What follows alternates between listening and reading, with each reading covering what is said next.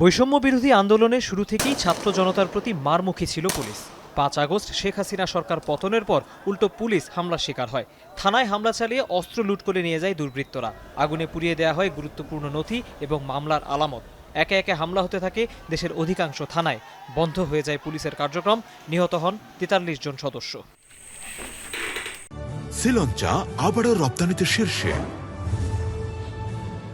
প্রধান উপদেষ্টা পদের কর্তব্য ডক্টর মোহাম্মদ ইউনূসের নেতৃত্বে অন্তর্বর্তীকালীন সরকার দায়িত্ব নেওয়ার পরই ভেঙে পড়া আইনশৃঙ্খলা পরিস্থিতি স্বাভাবিক করার উদ্যোগ নেওয়া হয়। পুলিশ সদস্যদের কাজে যোগ দিতে বেঁধে দেওয়া হয় নির্দিষ্ট সময়। ছাত্র জনতার আন্দোলনে পুলিশের ভূমিকা নিয়ে ক্ষমা চান নতুন আইজিপি।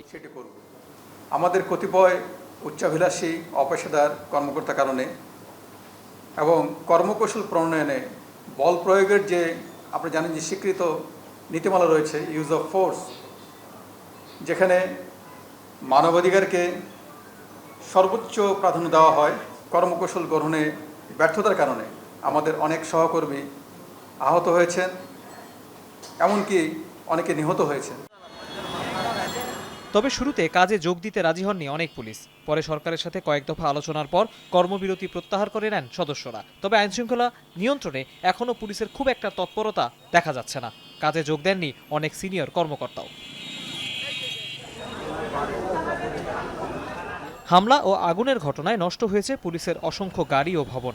তাই অনেক থানায় এখনও আসামি এনে ধরে রাখার সুযোগ নেই। সাধারণ ডায়েরি, মামলা ও টহল ছাড়া খুব বেশি কাজে চোখে পড়ছে না পুলিশকে। অপরাধের খবর পেলে অভিযানে যাচ্ছে সেনাবাহিনীকে সাথে নিয়ে। পুলিশ যদি এখন তার ড্রেস পরে স্বাভাবিকভাবে সেবাটুকু প্রদান করে, তাহলেও কিন্তু জনবান্ধব হওয়া যেতে পারে। অস্ত্র নিয়ে সব কিছু মোকাবিলা করতে হবে নট নেসেসারি। অস্ত্রের জায়গাটা লজিস্টিক সাপোর্ট হিসেবে একটা পর্যায়ে আসবে, কিন্তু যে সংকটটা তৈরি হয়েছে সেই সংকটটা কিসের, এটা উপলব্ধি করার এবং গভীর জায়গা থেকে তারা কি উপলব্ধি করতে পারছে। এর মাঝেই পুলিশে চলছে ব্যাপক পদোন্নতি আর পদায়ন। সদর দপ্তর সহ প্রায় সব কয়েকটি ইউনিটের দপ্তর বন্টন প্রায় শেষ।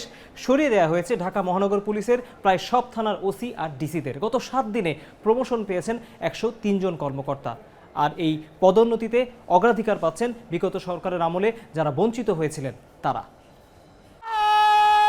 মুক্তিযুদ্ধ পরবর্তী বাংলাদেশে গৌরবের প্রতীক ছিল পুলিশ বাহিনী, কিন্তু বিভিন্ন সময়ে সরকার দলীয় লেজুর বৃত্তি জনরোষে ফেলেছে পুলিশ বাহিনীকে। অস্থিরতা আর আতঙ্ক কাটছে না অনেক সদস্যের। ভেঙে পড়া পুলিশি ব্যবস্থা পুরোপুরি স্বাভাবিক হতে এখন কত সময় লাগতে পারে সেই প্রশ্ন বারবার উঠছে জনমনে। তৌহিদ হোসেন, যমুনা নিউজ, ঢাকা।